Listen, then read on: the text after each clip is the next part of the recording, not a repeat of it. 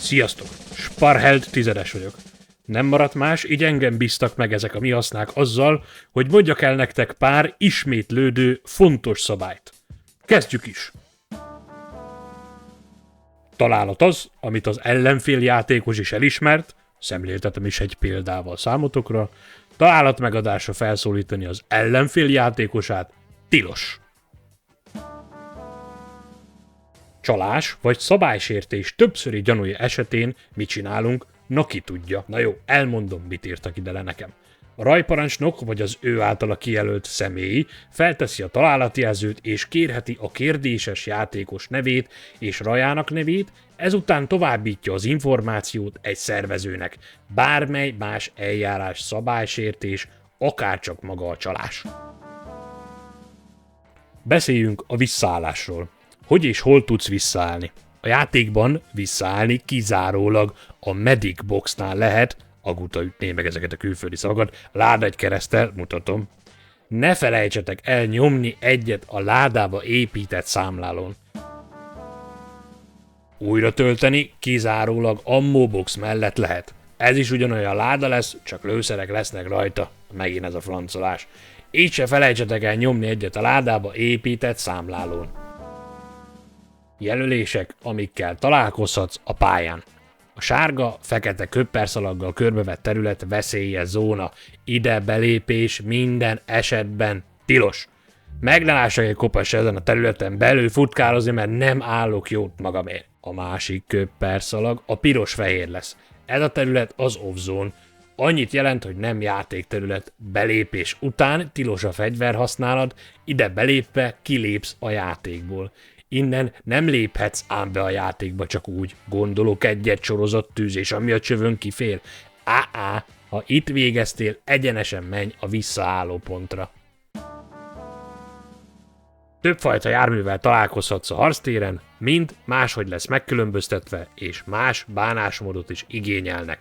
Mondom, az egyik megkülönböztetés a vészvillogó. Ez a jármű off-game, játékon kívüli. Őt békén hagyjuk, hadd menjen és intézze a dolgát.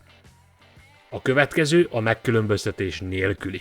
Képzelj el egy járművet, aminek nem villognak a lámpái, és nincs semmilyen plusz jelzés rajta. Na, ezeket már ki lehet iktatni, de csak ELD-vel vagy 40 mm-es gránátvetőből kilőtt szivacsal, puha gumianyagú lövedékkel. Viszont fontos, tilos replikával tüzet nyitni rájuk. Lesz olyan is, ami álcahálóval és vagy páncél imitációval lesz ellátva. Na, ezekre mehet a BB és minden az előbb felsorolt eszköz is. Egy rövid, de tömör információ. Ellenséges hákút nem támadhatsz saját kedvedre, csak úgy, akármikor. Kizárólag az oldalvezetés parancsára és engedélyével teheted meg. Pár szó a falvakról, a hákúról és az ott élőkről. A semleges falvak békés területek, ez azt jelenti, hogy az afgán és a tálib kerüli a harci kezdeményezést a saját területén. Nézzük meg, mit csinálsz, ha harcba keverednél játékos sátra környékén. Ez helyileg avara és vatapúr kivételével megtörténhet a pályán. A sátrak felé belőni és azokból kilőni tilos. Ha jó fedezéknek is tűnik a sátor, akkor se használd annak. A kemp területén egyes lövés célzottan kizárólag. Ha nem ezt teszed, szerencsétlen vihet haza egy szitát a sátra helyett. Tartsátok szem előtt más értékét, és igyekezzetek nem kárt tenni benne. Remélem figyeltek még kis kadétok. Mondom, kitejthettek túlszul.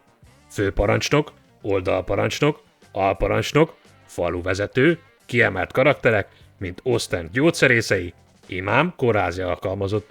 Őket is csak akkor, ha meg tudod érinteni, fizikai kontaktot tudsz vele kialakítani. De nem úgy, hogy kirugod a lábát, a cimbi ráugrik egy fáról is kimurát alkalmaz rajta, csak egy érintés. Minden esetben működjetek együtt, túsz és túlszejtő. Ha már az előbb a fizikai kontaktról volt szó, mondom, hogy vizsgáld át embertársad.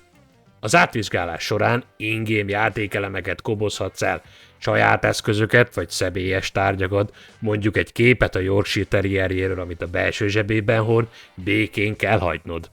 Számon kérhető, de nem elkobozható a drágakő, amely a fizetőeszköz. Ezeket rabolhatod el. Finomított ópiumcsomag, szervezők által biztosított robbanószer, fontos dokumentum jellegű információ, esetleg fotók, képek. Minden ilyen in-game tárgyat a megszerzése után kötelező leadni az oldalvezetésnek. Itt a végén beszéljünk a LARP-ról. Mindenkinek egy picit mást, többet vagy kevesebbet jelent az a szó. Ha számodra a szerepjáték elemek egy adott szituációban túl soknak bizonyulnak, jelezd ezt a helyzetben résztvevő játékosok felé. Ezt minden esetben tiszteletben kell tartani a másik félnek, és kivonni a játékost a szerepjáték alól. A játék alatt férfi és nő közötti szerepjáték kerülendő, nem szeretnénk találkozni egy kanos combfogdosóval sem, de ilyen köztetek nem lesz. Ugye? A végére hagytam az egyik, hanem a legfontosabb feladatodat. Hidratáció. Magyarul így áll az Isten szerelmére, amennyit csak bírsz. Mert mit gondolsz, hogy fogod bírni ezeket a napokat? Csak úgy termelődik benned a víz, mint egy cseppkő barlangba? Ha nem iszol eleget, könnyen megtalálhatod magad egy gyengélkedőn, fiam. Összeszottyadva, mint egy mazsola. Szóval tartsd közel magadhoz a kulacsod, és szaporán kortyolgass. A nevem Sparhel tizedes. Vésétek a fejetekbe. A jó játék az, amit más is élvez, nem csak te. A kiképzés befejezve, na szevasz, katonasz!